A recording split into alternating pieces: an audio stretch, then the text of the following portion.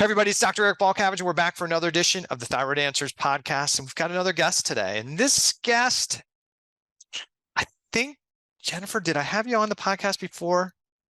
I Maybe a don't long think time ago? so, but I don't know. we've known each other a long time. Yeah, so Jennifer Fugo is on the podcast today, and we met, man, maybe 20, I don't know, 15, 20 years ago, maybe. I don't sure. But you were kind of still doing like kind of a chefy, kind of gluten-free stuff, just kind of getting your gluten-free school thing going. So it was like a while ago.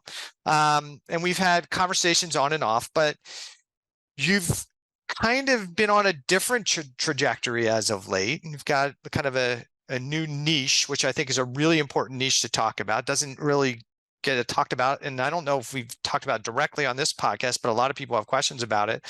So Jen has become a skin expert and how physiology impacts the skin. So we're going to talk to her quite a bit about that. But instead of me talking a lot, Jen, welcome to the Thyroid Answers podcast. I don't remember if it was the first or second time, but welcome. And can you tell everybody a little bit about you, your backstory, and how you got involved in talking about skin all the time? Sure. Well, when we met, I was a health coach at the time. And you're right, I was helping people with their diet, but I really felt very constrained by that whole thing. And I wanted to help people who were sicker. And I also was getting referrals for clients who were sicker. And I just, as a health coach, I could only do so much, and I really wanted to dig deeper into being like kind of almost like a detective. And so I went back to school to get a master's degree in human nutrition. And I finished in like 2017, I believe it was. And in the process of going through my master's degree, I got something called dyshidrotic eczema. And so it's a form of eczema that impacts typically the palms of the hands and the soles of the feet. It only showed up on the palms of my hands, thankfully, as if like it was bad enough as it was. I would hate to have that on my feet too. And so basically what it is for people who are used to just like kind of rashes, the thing that really distinguishes dyshidrotic eczema is you get these clear kind of almost like, they're not pustules, but they look like little beads under the skin almost. And the skin will become really inflamed. It goes through this weird flare cycle. And they eventually will kind of like burst and ooze, and your skin gets really inflamed and unhappy, super itchy, and then it'll like dry out, and you think you've somehow made it to the other side, and then the whole process starts again, and it just keeps spreading and spreading, getting worse and worse. And because we live in an area with 4 seasons, the summertime was horrible because it's hot and you have to wash your hands, and touching things. I love being out in the garden, and I was going to the gym a lot at the time, which obviously lots of germs there. And then in the fall and the winter time, because it's so low humidity here and cold and dry, the skin dries out. Like it feels like every time you bend your fingers, you get these paper cuts in every single crease. But it was just so extremely painful that I was wearing gloves all the time, like these blue gloves that I would get at Home Depot, because I couldn't wash my hands. The water itself burned. And so I really struggled with this for a good, I would say, couple of years almost, being told like, here, just put some topical steroid on it, cover everything with Vaseline to try and lock in the moisture. And there's nothing you can really do about it. And at the time when this happened, I had been gluten, dairy, and egg-free for about 6 years. So this whole idea that you have to like eliminate food is like a whole other piece to skin issues that I think, we can obviously talk about.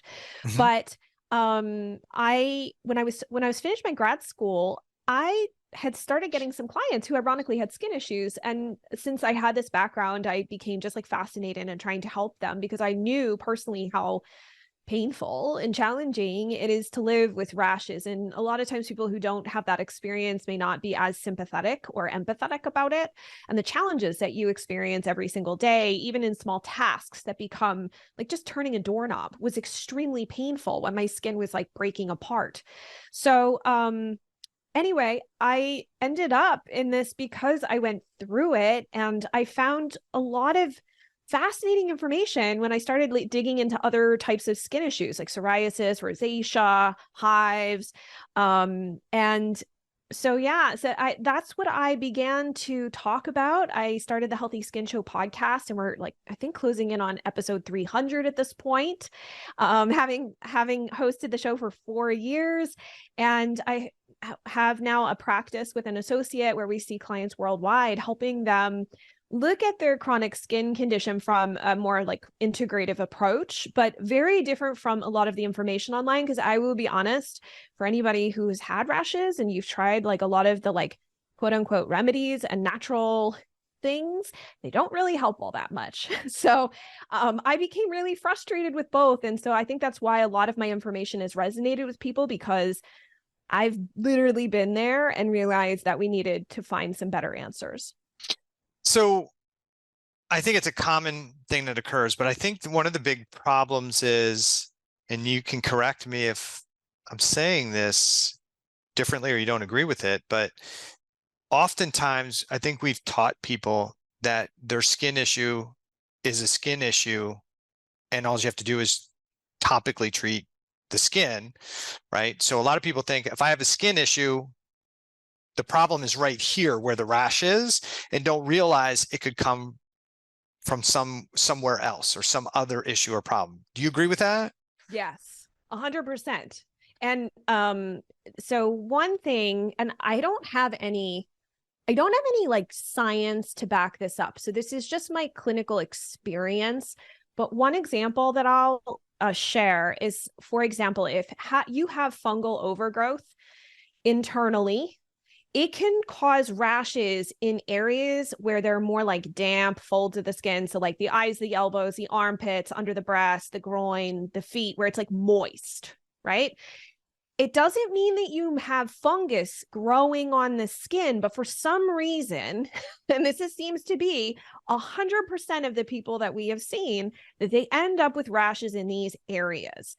And that's the only one that I can tell you for sure that we've really correlated with a particular like thing. But what is fascinating when you actually look at biologic drugs that exist now and are being heavily pushed, especially for atopic dermatitis or eczema, is that conventional medicine knows that there are cytokines driving these conditions, because that's what the drugs are meant to do. They're meant to block certain pathways. Mm-hmm. But those cytokines, which are inflammatory messengers, they don't necessarily get triggered at this level of the skin. They can get triggered elsewhere.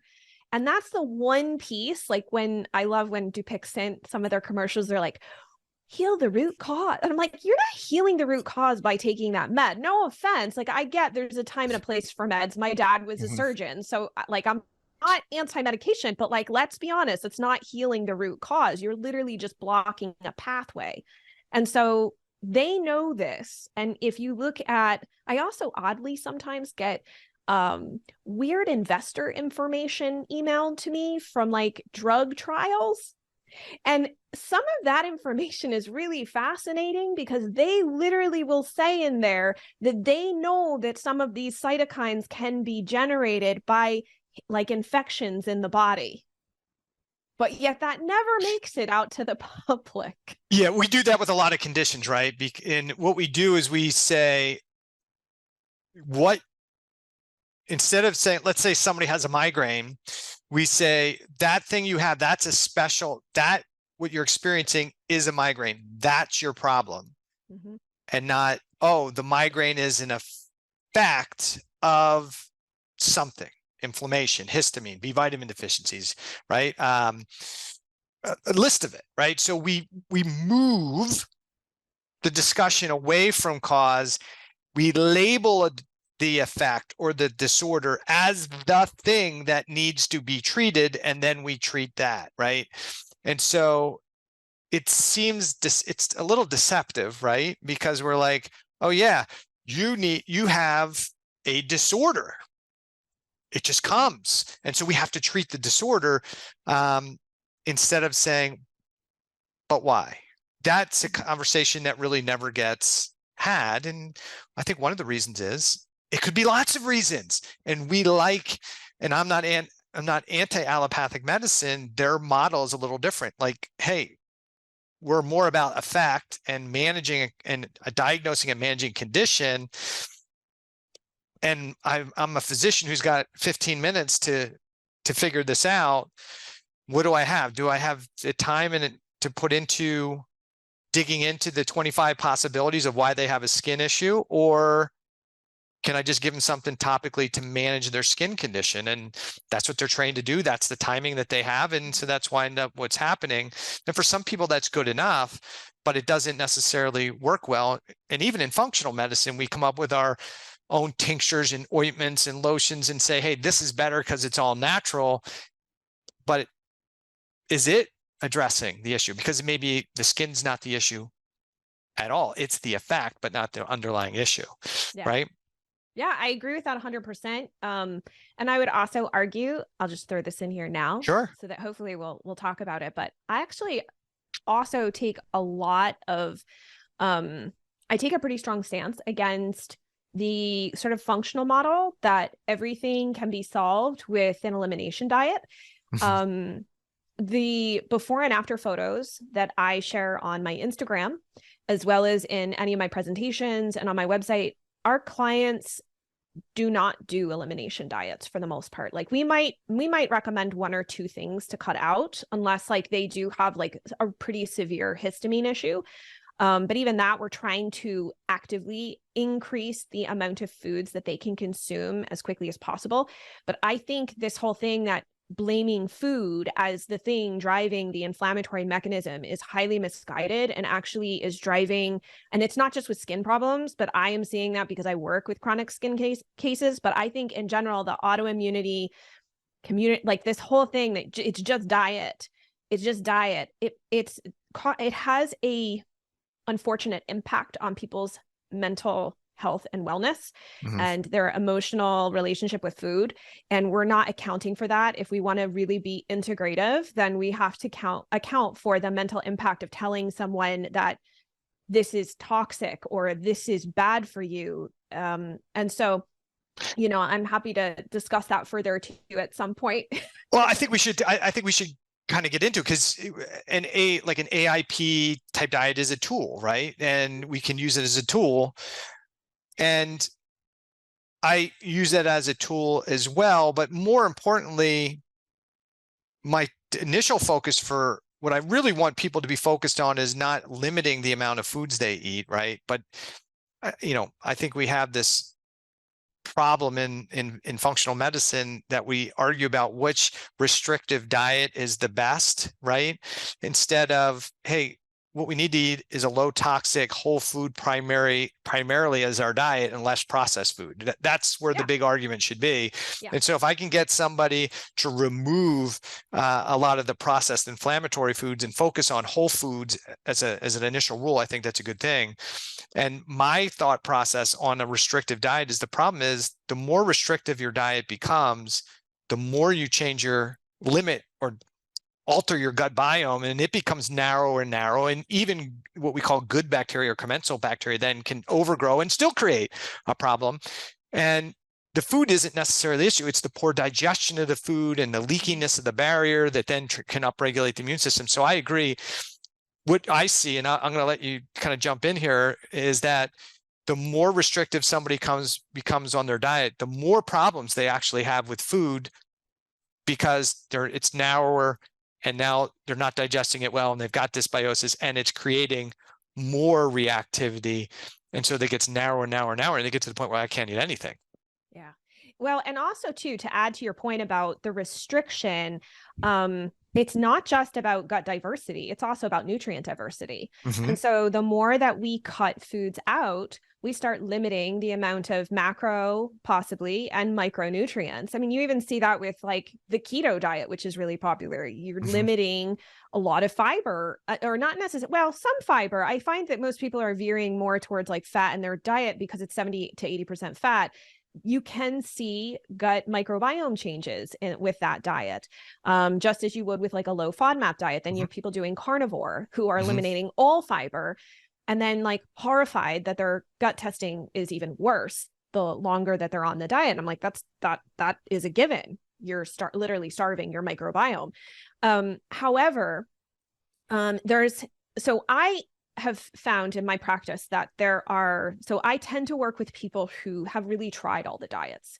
They've done it. Some clients unfortunately get to us. I wish they would get to us sooner, but they're down to like 5 foods. And they have gotten it in their heads from reading all of these autoimmune books and whatnot, that if you just keep eliminating more food, you keep taking out this and this and this, that is the pathway to health, right? Because these things are toxic, or now it's the lectins and it's this and it's that, and it becomes all of these things that your body should, to some degree, in healthy whole foods, be able to tolerate. But now all of a sudden, it's the it thing to go after. And so some individuals will also note that their skin has gotten drastically worse doing even like AIP or Whole30 or whatever. So that is possible. And I want to hold space for people who have had that experience, because oftentimes you're told you just didn't try hard enough. You just didn't do it well enough. And it's like, no, actually, some people's skin will get worse. And so one thing that I did, and we're actually still we're still working on this, and I'm happy to share if you want to put it into the notes possibly.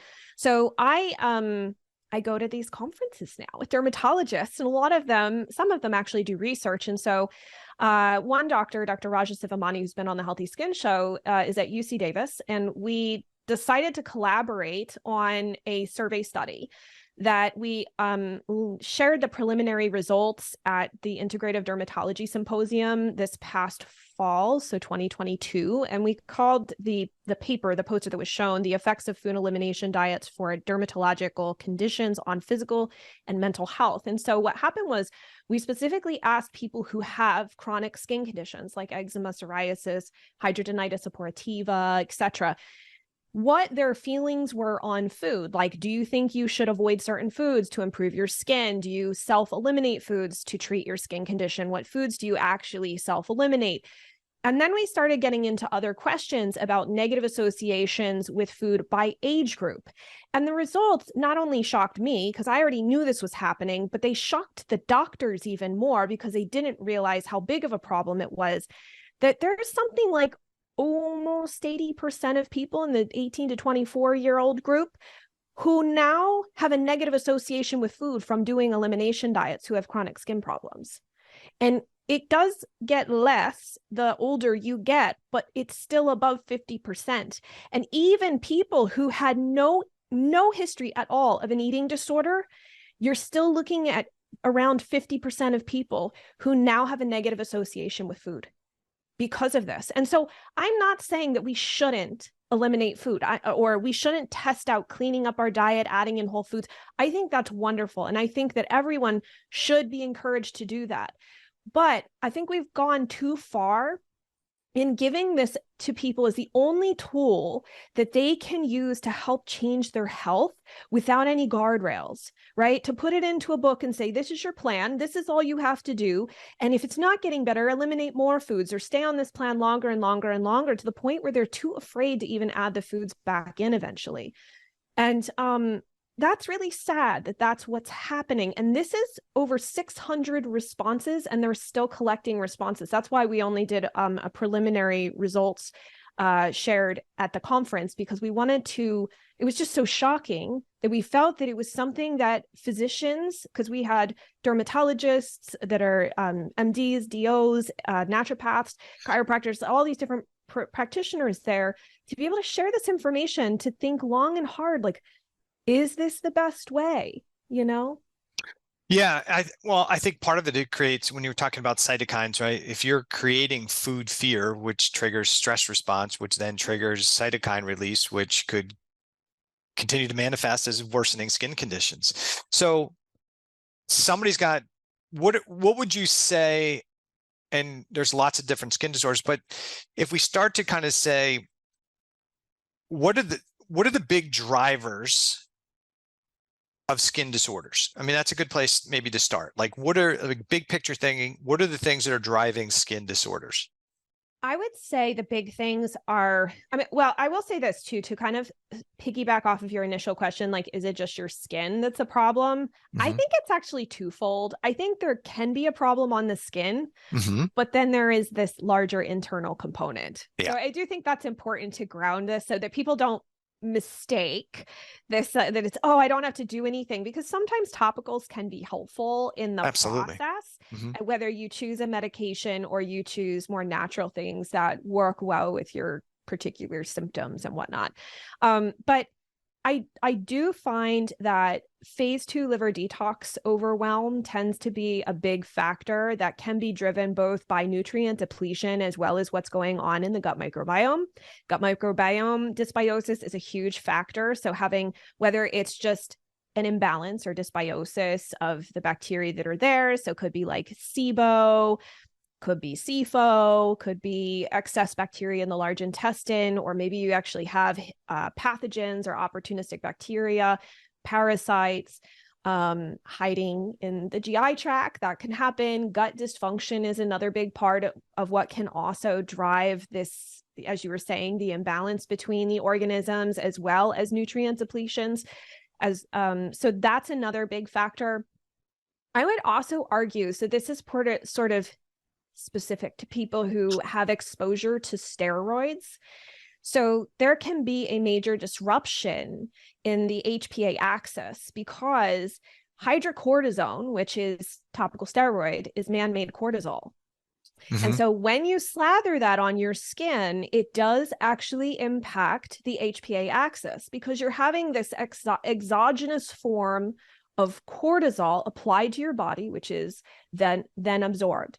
And so this isn't necessarily specific, though it seems to happen more so in those who have eczema, because the very typical route of treatment has been topical steroids.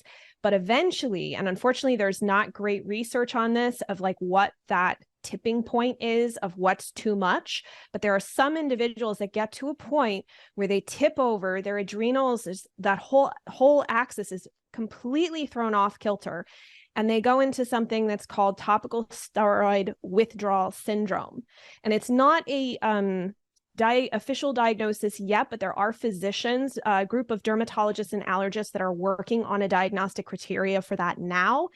And what happens to people in that particular condition, because it's layered on top of the existing condition, this can happen for somebody who's got psoriasis, dandruff, anywhere where steroids were given, and it can happen not just with topical exposure, but also with if you're getting shots, if you're taking like a Medrol pack, so oral or even inhaled steroids as well can impact this. And so we're sort of at this point where we're trying to figure out what's going on, but a lot of individuals in conventional dermatology are still not, they think it's like not possible that it can impact the HPA axis. But I think it's something that people should be aware of, that sometimes when the rash progresses and it looks like it's super, super severe and you've ruled out an infection, it's possible that it's actually your body's inability, like it just can't, this whole system has gotten out of whack. And for some individuals, they are sick for years trying to recover from this particular condition. So if somebody has chronic skin issues, Mm-hmm. like where do they start to consider? They've been to the dermatologist, and the dermatologist says you have X diagnosis, right? Check whatever one you want to pick.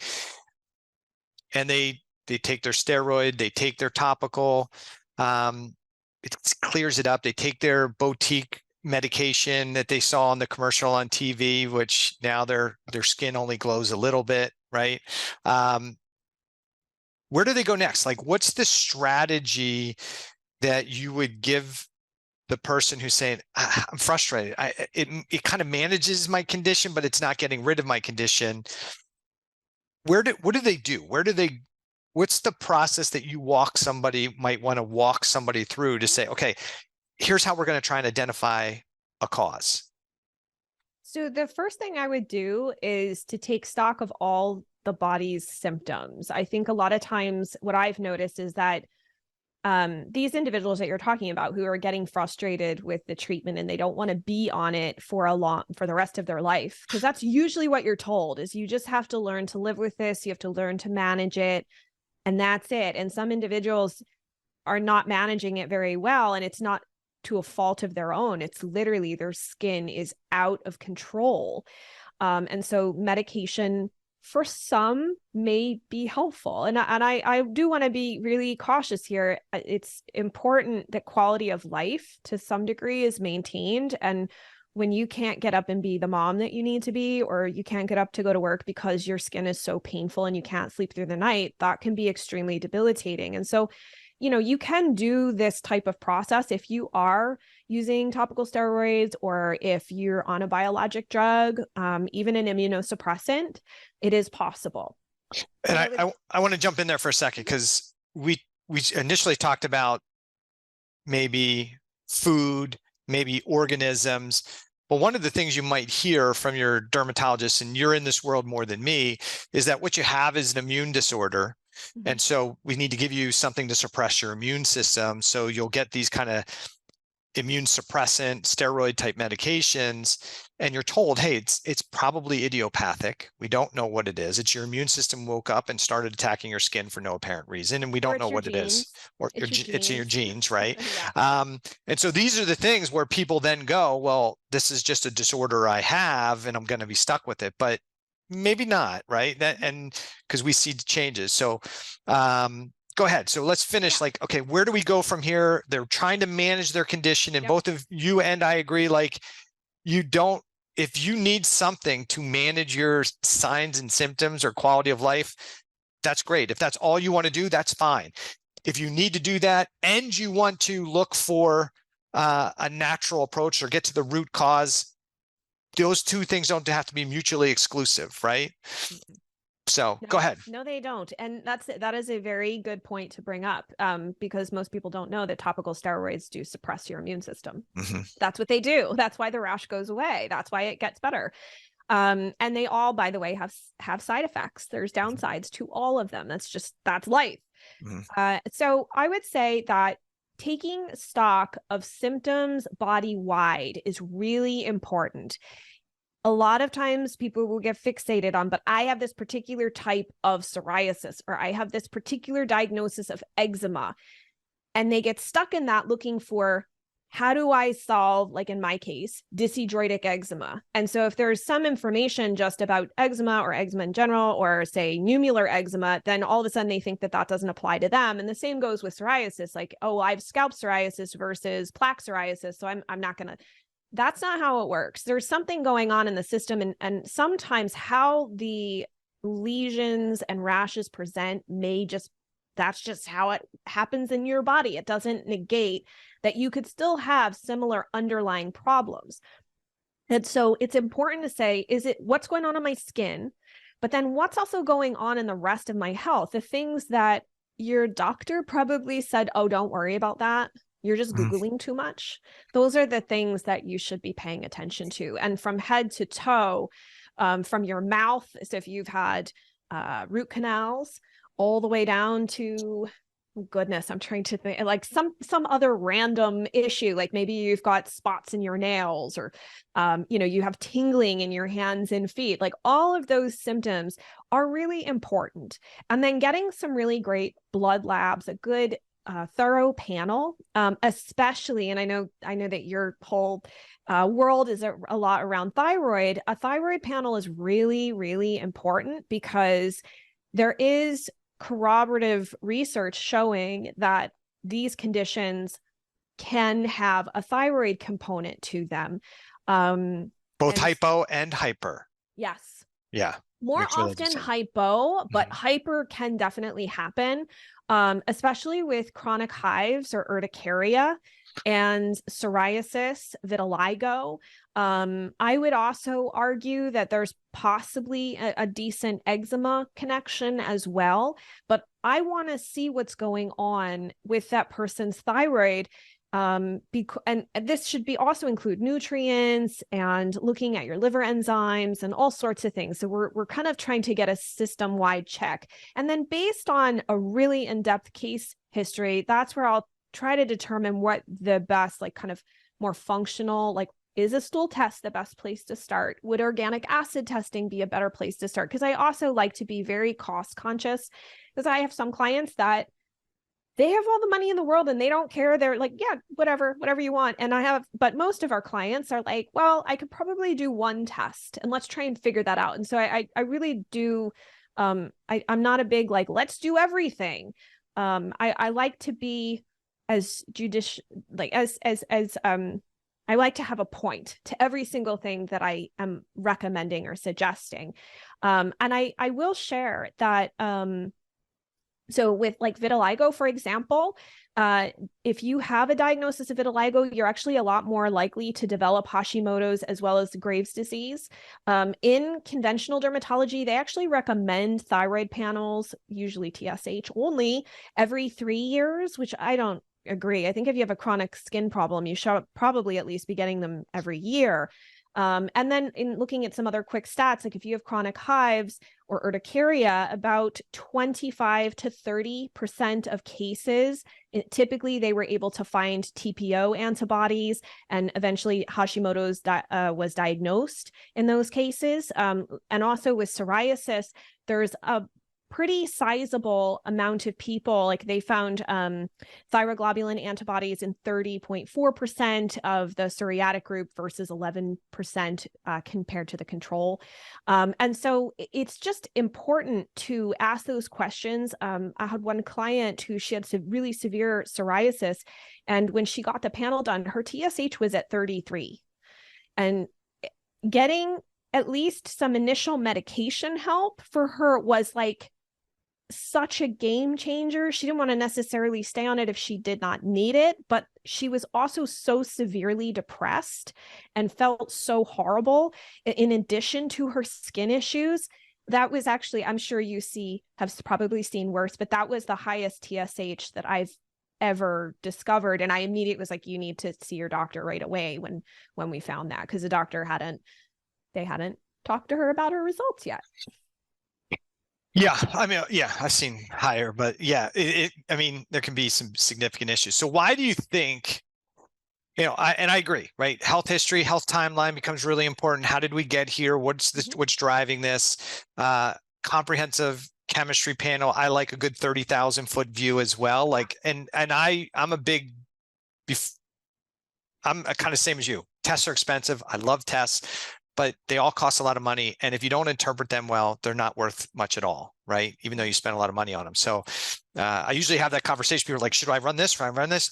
How about you wait until we assess what's going on with you, and then we'll make a decision what's the most logical order and timing for tests, because you could run all these tests in the beginning, but you can't really always address everything at the start. You have to kind of work your way through a process.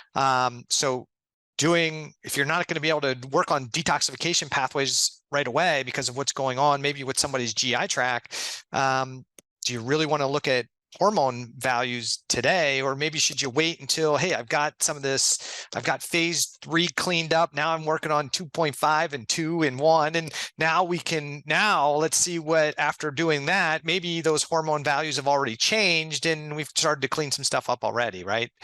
So, but most of these skin issues tie to some type of immune inflammatory process. So, and as most people might be aware, maybe you are aware, maybe you aren't aware, the primary driver of hypothyroidism in the developed countries is not iodine deficiency. Some people would argue it is. Some people argue it's iodine toxicity. But I think the vast driver is some immune-related process, right? Now, some people say it's autoimmune. Your immune system just woke up and started attacking it for no reason. People like me say, I think it's more of an adaptive response. What do you think is driving this immune response and damage to the, if it's an immune attack on the skin, what do you think is the driver? Is it the immune system just not aware of what's going on, or that it doesn't identify the skin appropriately? Or what do you think is going on here that drives these autoimmune skin conditions? Well, so this has been a question that I've asked experts who've come on the Healthy Skin Show, who are arguably way smarter than me, that have a background in immunology, because I'm like, what's going on here? And I've had the pleasure of interviewing Dr. Heather Zwicky a number of times. And one thing that she had shared on the show was that the gut microbiome and what happens there, especially when there is a huge amount of inflammation, it doesn't just stay there. And this has nothing to do with leaky gut. I think people get really fixated on leaky gut and think that that's the problem. I'm like, well, that's kind of a problem. But the issue is that you may have things going on there and organisms that are unfriendly to you, or an imbalance that is creating a significant load of inflammatory processes.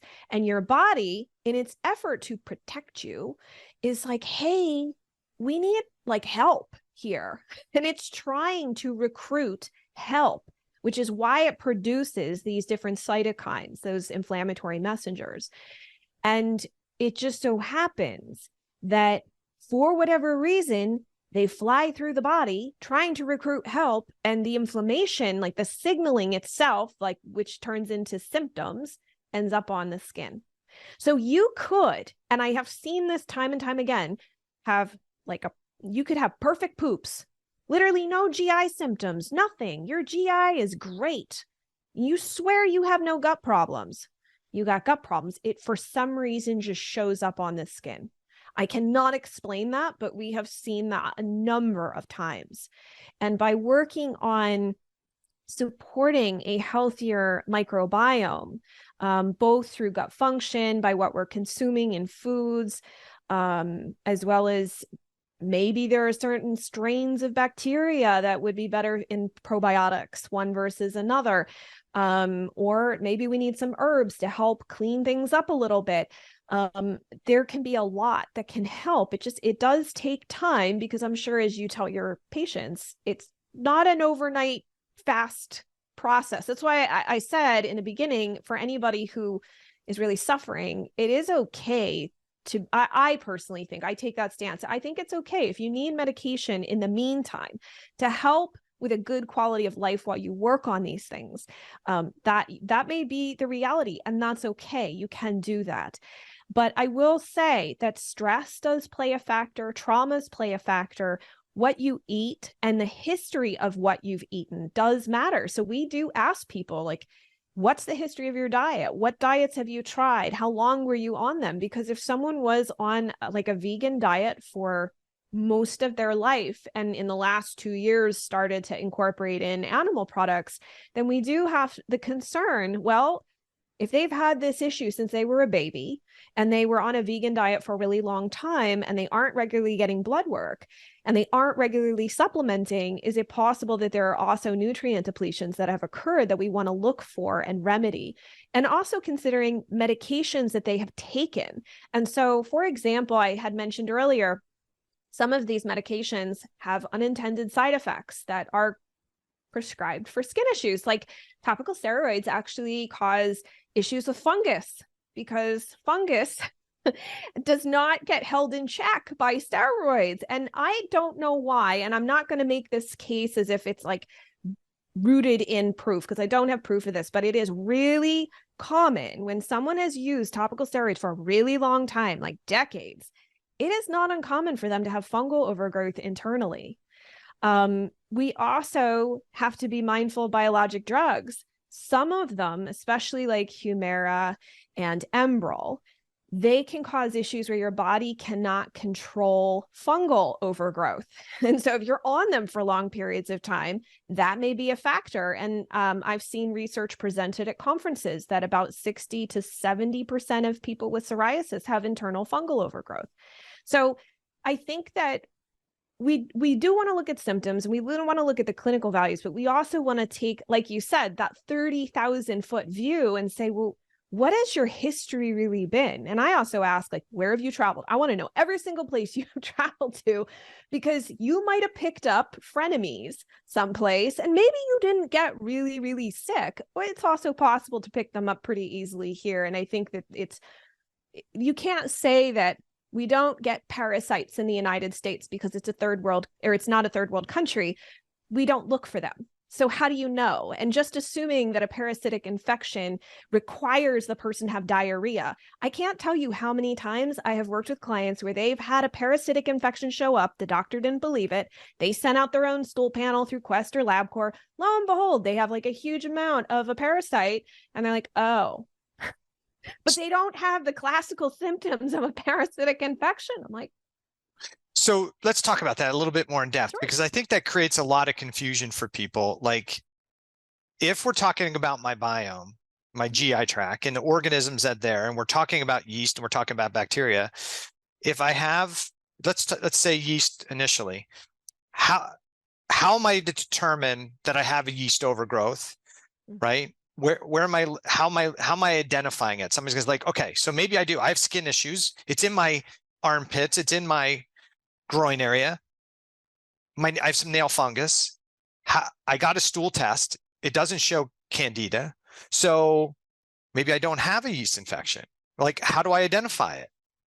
So stool tests aren't perfect. Mm-hmm.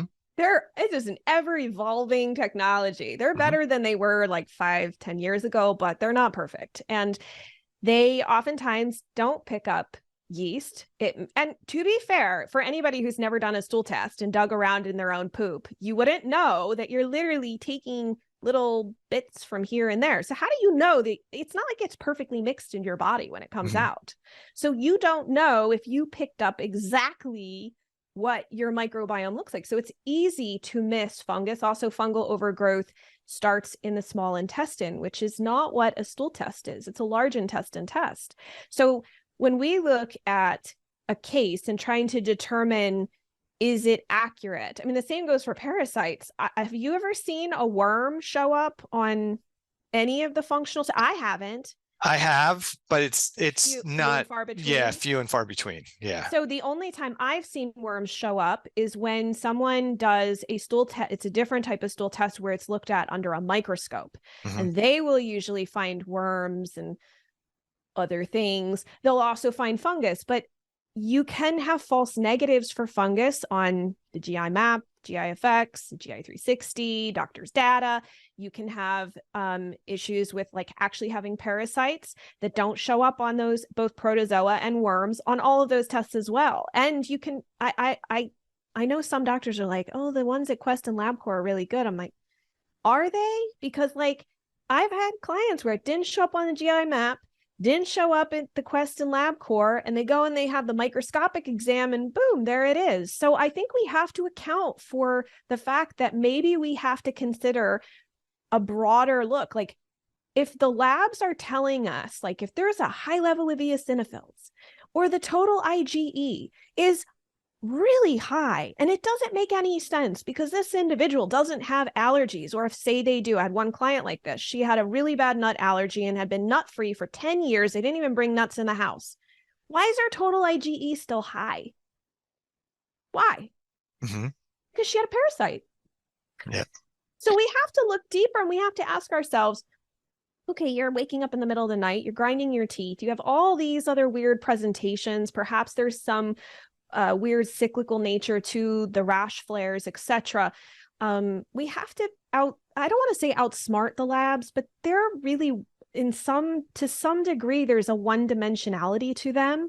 And that's why it can be really challenging. People will go get labs and then they think that they can just open the interpretive guide and figure it out themselves. And there is clinical experience that comes with what you and I and other practitioners bring to the table that is not something that, I mean, some of this is what I've read in books and been, what my mentors shared with me, but some of it is just seeing patterns over and over and over again. And you're like, this doesn't make sense. Why is this happening? Like no one ever told me that secretory IgA tends to be really low on a stool test in those with psoriasis. The only reason I know that is because my associate and I track all psoriasis stool tests, and we found the pattern ourselves, but I have never read about it anywhere. But it's just what we see.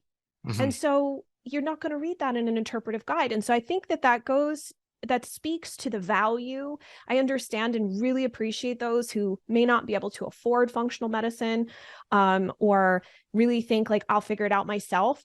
But sometimes there is a time and a place for getting some help and a different perspective. And I think that's the benefit of having a podcast like this, to be able to share this information and to help people see that there can be things lurking in blood labs that look totally normal, but you're like, something about this case isn't right. It doesn't make sense. My spidey sense is telling me there's something else going on here.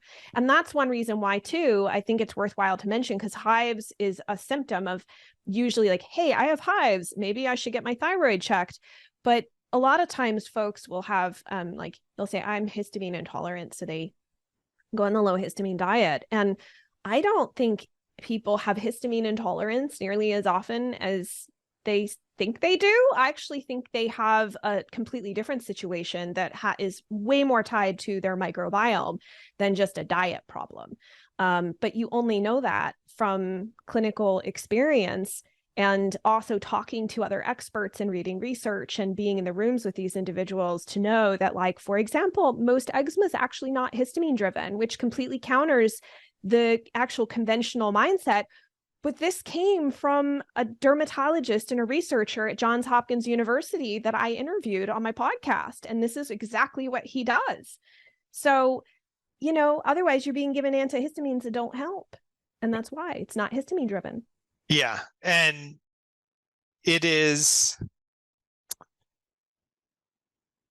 we wind up with people getting stuck in a mindset. It's a histamine, it's mast cell activation. It's my mast cells are overactivated, and get so narrowed and tunnel focused that you almost need to kind of grab them and say, hey, shake them a little bit and say, hey, I know this is what you believe, but when we take a deeper look at it, that's maybe not really what's going on. And I think sometimes histamine gets beat up like it's this bad thing, but good. We need it. Histamine's a protective response. Histamine's needed to make stomach acid. Histamine is what your body does when there's danger, right? It's like, hey, let's put this stuff out there to help get rid of whatever the problem is.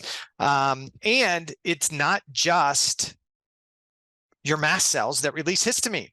Every cell has the ability to release histamine. And there's a tie there to thyroid hormone that we'll talk maybe about a little bit later about what's hidden in with those little granules often that may, I think that the histamine release sometimes in a more hypothyroid state may be a benefit to somebody who's hypothyroid in a tissue level. So we could talk about that maybe later. But so one of the things with stool tests, right?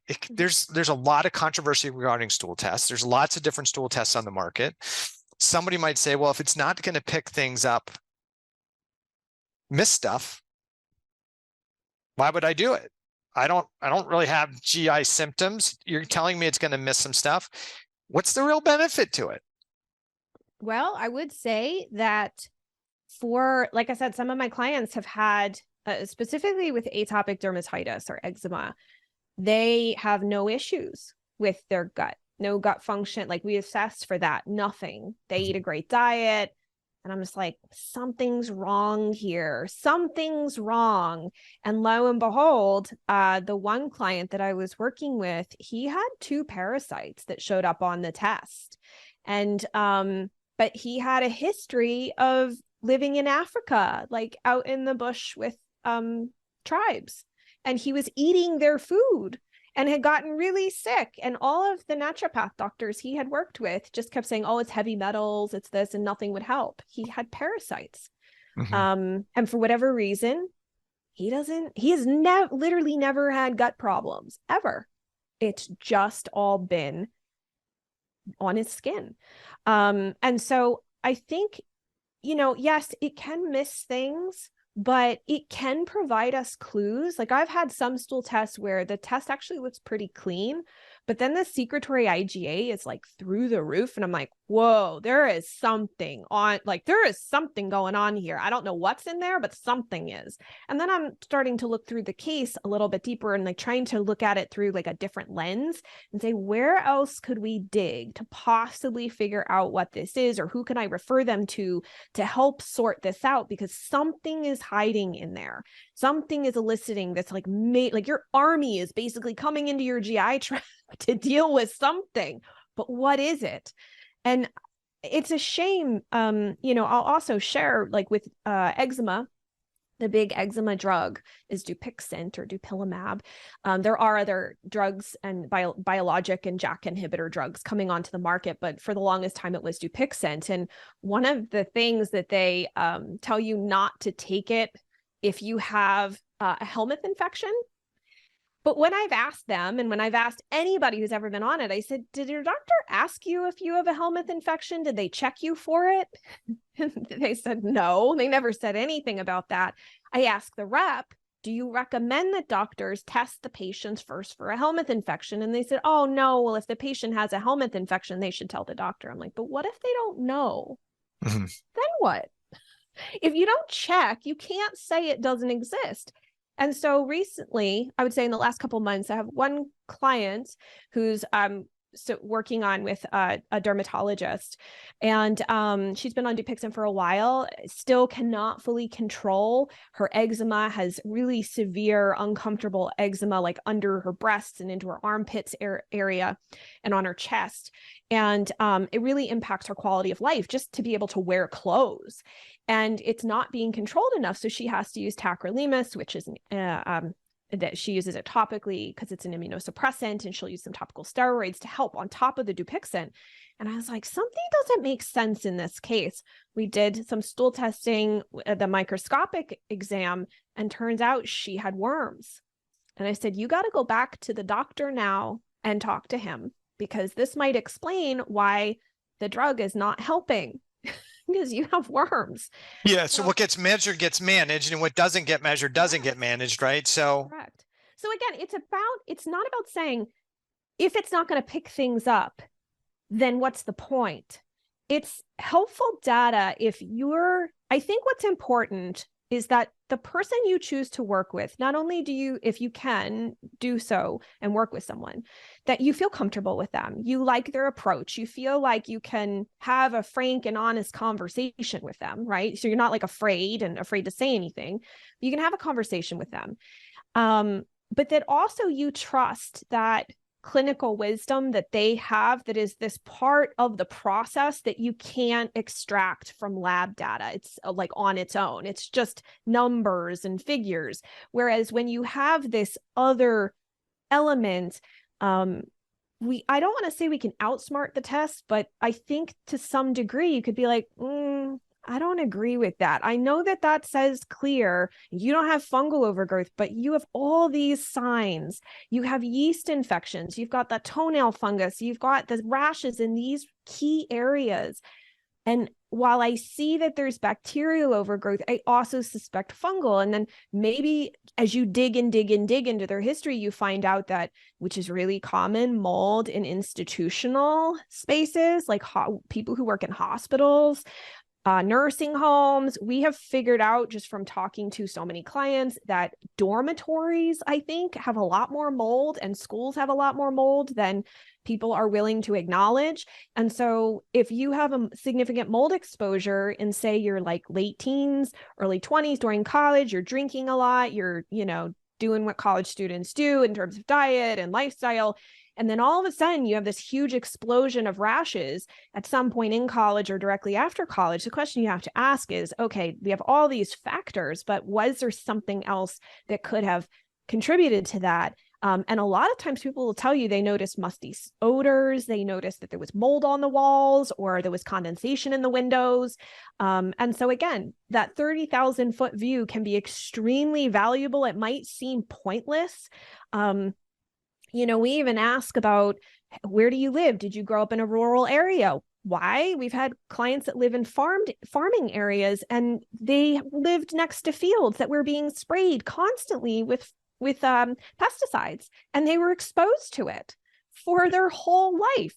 So that's why it's so crucial. And we oftentimes, like even for myself, and I'm sure like it's hard to figure out all the details of your own case. Sometimes it's nice to have that support. And so, that's part of the reason that like I have the Healthy Skin Show, is to help share this different mindset that I've had to take with skin issues, because it is a little different. Like I said, I mean, my approach is not focused on eliminating foods and following like the IFM plan and all of that stuff. I'm really focused on what are the actual root causes that we can address, that we can identify, we can take action on and shift.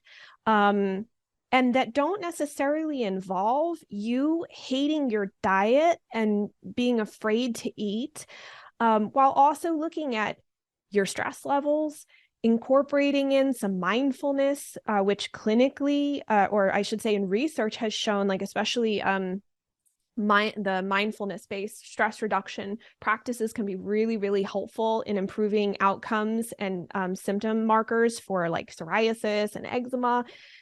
So doing different things, which, I mean, you talked about that on the Healthy Skin Show, looking at it from that multidimensional approach, because we're not just like one thing, right? We're not one organ system. We have all these different facets, and we need to look at them all and just say, all right, where do we start? Let's dig in. Yeah, I think when we think about what drives it, I mean, we talk about the gut. I mean, it can be a huge trigger for it, but any stress, excessive stress, could trigger the immune inflammatory cytokine response, and that can manifest differently in each individual. So we have to consider those things. Listen, I'm a fan of the GI testing, so I do it. I think we have to take caution with what we see, right? What did you eat the day before? What was the stressors the day before? Did you take a biofilm disruptor before the test or not take a biofilm disruptor? There's a lot of things to take into that. What is the appropriate bacterial balance? Well, I don't know. What's your diet? Because that may influence that as well. Sure. But on some of the better tests, we're looking at more than just the organisms there. We're looking at those inflammatory markers, the secretory IgA. We're looking at bile flow, and we're looking at fat absorption or malabsorption. And we're looking at a bunch of other markers. And it's important for somebody to know that, okay, you can get the interpretation guide and go, oh, if you have that, that's fat malabsorption, take this. But really what you want from the practitioner who's got that skill set is to say, okay, but why do they have fat malabsorption, right? And what's the impact of that fat malabsorption on other aspects of their physiology, right? Why do they have chronic calcium or magnesium deficiencies? Because they have vitamin D deficiency, or is it because they have fat malabsorption? Then they're losing those minerals out into with their fat. And so we get that all that data, and then we can start to extrapolate it, interpret it, and come up with a more concise plan. But I do think the GI tract plays a big role. Let's talk about the liver and toxicity, because you talked about that too. So how does problems at the liver, at the gallbladder potentially have an impact on the skin? So liver issues are huge. I really take a strong stance against the whole, like, your liver is a fish filter. It's not. And I also think we've oversimplified what detoxification actually is. It is a complex biochemical process, and there are stages and phases to it in the body. And so the long and short, for those who are not familiar, is that we have toxins and different things like hormones and drugs and all sorts of things that can go in through phase 1 detox. And actually, especially toxins that go in through phase 1 detox are made more toxic when they get to the end of that. And they hang out. I like to think of it as like a patient waiting room. And they're just like hanging out there because they got to go through phase 2. And then, so in this waiting room, you then have what's gone through phase 1, and then what can also like kind of jump the line and go directly into phase 2. And so the point of phase 2 liver detox is to take things that need to be removed from the body and make them water soluble so that your body can do what it's supposed to do, because it can't be pushed out in their current form, or else they could do damage and whatnot to tissue. And so what's fascinating when you look at the nutritional biochemistry of phase 2 detox, it is highly nutrient driven. It's not herb driven. It's not like milk thistle and you're drinking your dandelion root tea. Those may be helpful. And for some people, I worry sometimes that the herbs can upregulate phase 1 too much. And if you do not have the nutrient building blocks to run phase 2, like the waiting room gets more packed and more packed and more packed. It's also one reason why you can't just go, oh, well, I have eczema, I should start taking some oil of oregano, because I read online that it's probably a gut problem. Because yes, the organisms, especially unfriendly organisms, do produce byproducts and toxins and waste products, but they also produce benzoates, and benzoates have to go through phase 2 liver detox, specifically the glycine pathway. And so that means that all of those waste products, just from them hanging out there in the gut, they require glycine and B6 and whatnot in order to be repackaged into something that your body can excrete. But what happens if you start, like, a lot of people don't pay attention to their protein intake. And what happens if you also decide to transition to a more plant-based diet where you are eating amazingly wonderful colored food, but you're not necessarily taking into account, are you getting the full spectrum of amino acids necessary, not only for your daily need, but for this higher level of need due to this overload situation. And so what we find is very common for people to underestimate the amount of protein that they consume. The other factor is, can you break the protein down and absorb the amino acids? So gut function is also a part of this. So that's why, to get back to the oil of oregano problem, when you start killing gut microbiome organisms that are, say, overgrown or unfriendly or opportunistic, that's an even bigger waste load. And so now you're sending even more toxins into that waiting room between phase 1 and phase 2, but you don't have the nutrients available to repackage them. And that's a lot of times why we find that people tend to flare, because they're not doing the appropriate steps in the right order.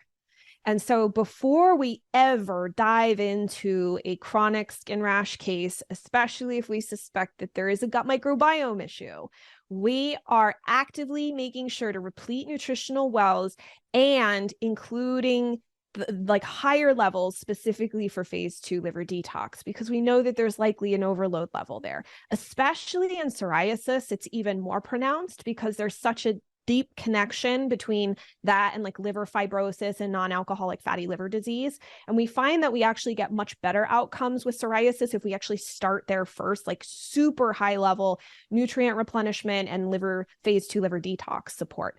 And so again, it's not about doing a juice cleanse. It's not about, I'm going to tell you right now, castor oil packs, what nutrients do they give you? None, right? That's not what they provide. This is literally nutrient based. Juice cleanse, same thing. There's no protein. Again, this is nutrient based. And this is one of the hardest things for people to understand, because they've been inundated with so much liver detox information that's fixated on this, like, I need to cleanse my liver. It's detox and cleanse is synonymous. But that's actually, for many people, at least initially, is not the issue. They need nutrition in order for their liver to do the amazing things that it does to help them function properly. And, simultaneously, the liver also does produce bile, which is really crucial for gut function. It's also really important for helping get rid of excess estrogen out of our system and whatnot, solubilizing fats, etc. So I do think that liver detox is a conversation that's complex, but I have a whole series on the Healthy Skin Show all about this, because I feel that there's just been there's so much more information and a different way to look at least for skin issues. And it's across the board. All skin issues we have found really need this type of support. Like at the beginning, that and gut function, those are like the two main areas that we start. And so is it possible that if you have compromised gut physiology and you have compromised liver gallbladder physiology. And I got to add, you talked about phase 1, phase 2. I got to put in there phase 2.5 for Kelly, right? Because we talk about getting these toxins from the liver through that bile flow and into the GI tract. Like that's that middle stage, and phase 3 is the GI. But is it possible if those systems aren't working well, they could potentially, the body still has to try and eliminate these somehow, that what's the next organ that we can start to eliminate toxins from?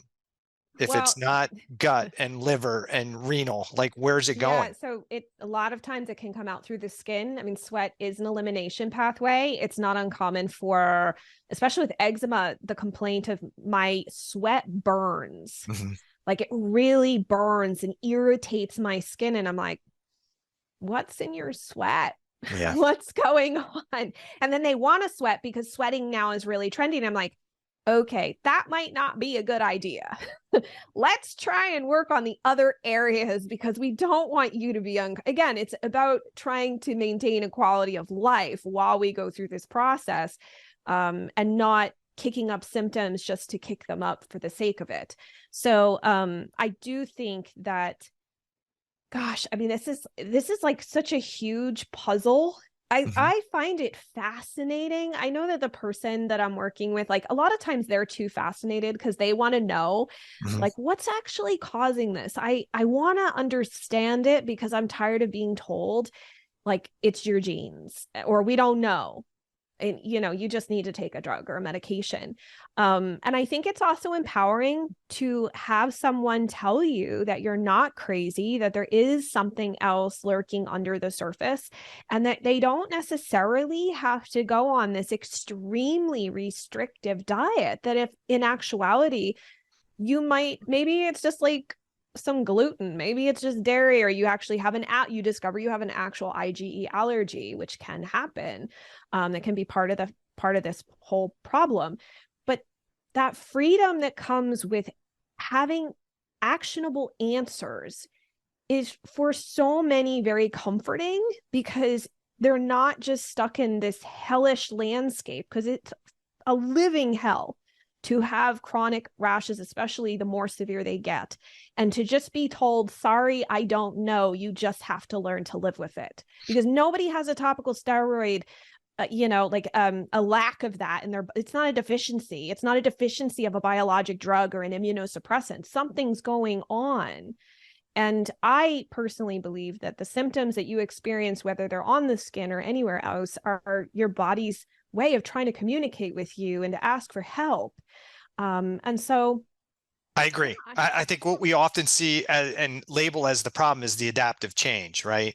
And eventually the adaptation creates dysfunction if it doesn't go away, but we often mistake the adaptation like, oh, the body's broken. No, that's the body's response against something.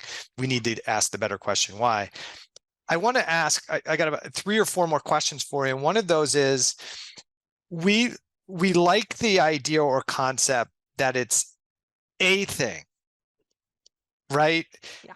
And so somebody says, oh, I think you've got candida, and we're going to work on the candida, and it gets a little bit better, but there's still a problem. Oh, that didn't work. They don't know what they're talking about. Okay, then they go to the next person, they work, it's a parasite. So now we're going to work on that, and maybe it gets a little bit better, but it doesn't get better. Or is it possible that there's multiple components to what's driving the skin issue, that you might have to work through a gut issue, a detox issue, a micronutrient issue, an immune issue, a thyroid issue, all to get to the end game, right? Because we all like, hey, just give me the protocol, and in 30 days, I want the skin to be cleared up. Is it possible that there might be multiple factors all occurring at the same time? 100%. There always are. Okay. And it's something I struggle with. I run this group program called the Skin Rush Rebuild, and we have folks in here who have eczema, psoriasis, rosacea, chronic hives, dermatographia, dandruff, and a lot of times the first week everyone's like, but what's my thing? And so I'm like, okay, this is why we're taking stock, looking at the labs, doing these different at-home assessments to determine all of these different systems and what are they running at full steam? Are there areas where we need support? But it's like I was saying, every single chronic skin case has, at least that's chronic that we have seen, has a liver detox, a phase 2 liver detox issue. There's typically gut function problems, but not always. And then there's gut microbiome issues, but that can also be a nutrient depletion issue on top of it, a thyroid issue. There can be environmental triggers, like you're saying with the fungus. Maybe they didn't ask if there's mold in their home, and they're still exposed to that fungally environment. So no wonder. And by the way, nobody's getting rid of fungus in a month. Like, I think we should just like actually say that. I think the realistic, when people are like, oh, I did this detox for 2 weeks. I'm like, that didn't do very much, especially if you have really severe overgrowth. You may be looking, unfortunately, at months of working on that. And then also considering your environmental factors. So it's not a fast process. I think that's incredibly important to underscore, because if we don't manage the expectations of the person who's sitting in front of us, that's our partner, right? We are their partner. I call them my clients, my co-pilots. If you don't manage their expectations and you just tell them, oh, you're going to be better in 2 weeks, just take this tea, just do the anti-candida diet. I'm like, really? And they don't get better. And then they're like, well, maybe it's something else, but I don't know. There's oftentimes I'll go, okay, I'm seeing a bacterial issue. So we're going to check off the bacterial issue box.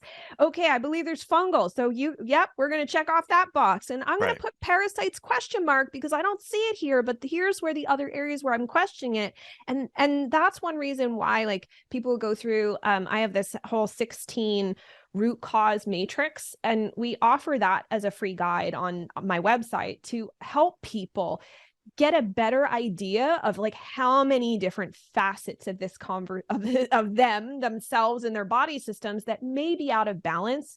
So not to overwhelm someone, but to give them places to start, to know where to start looking, and to know that this is more than just one thing. Yeah. I think we've educated people with commercials and things like that. Well, and it makes it easier.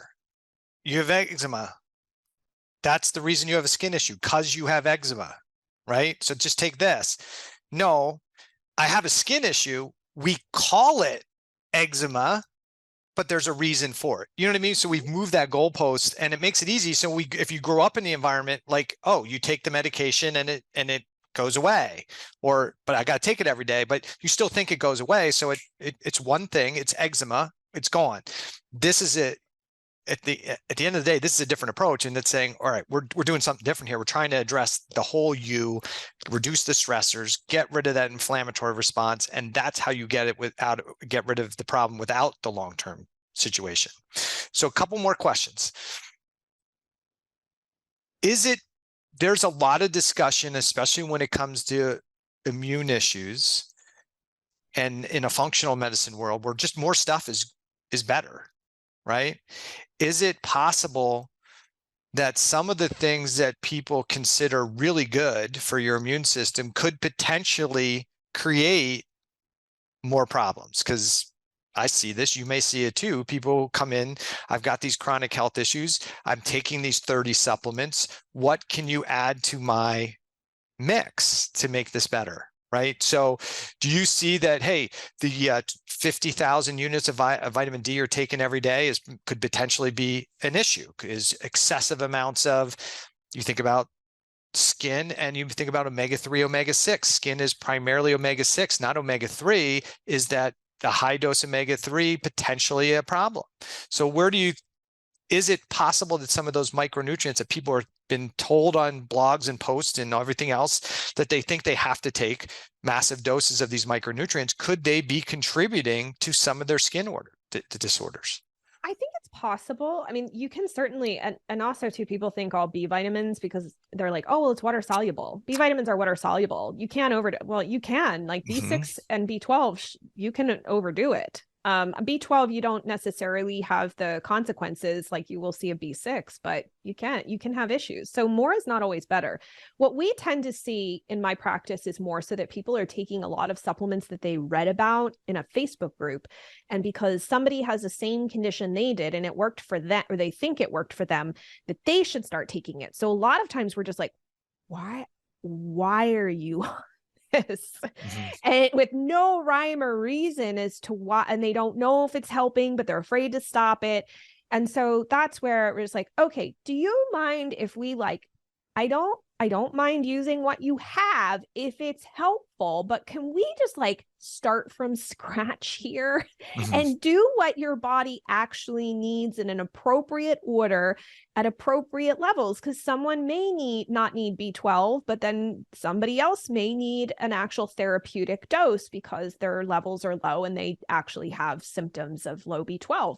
So a lot of times that's what we tend to see is more just no, they're trying to do it themselves, but it's based off of what's worked for someone else. And that's why understanding your root causes is so crucial, because that's why the eczema diet that worked for Sally may not work for John, because it's not the same problem, or the anti-candida diet that worked for Jody is not going to work, for Nick. We have to identify what your issues are and address those.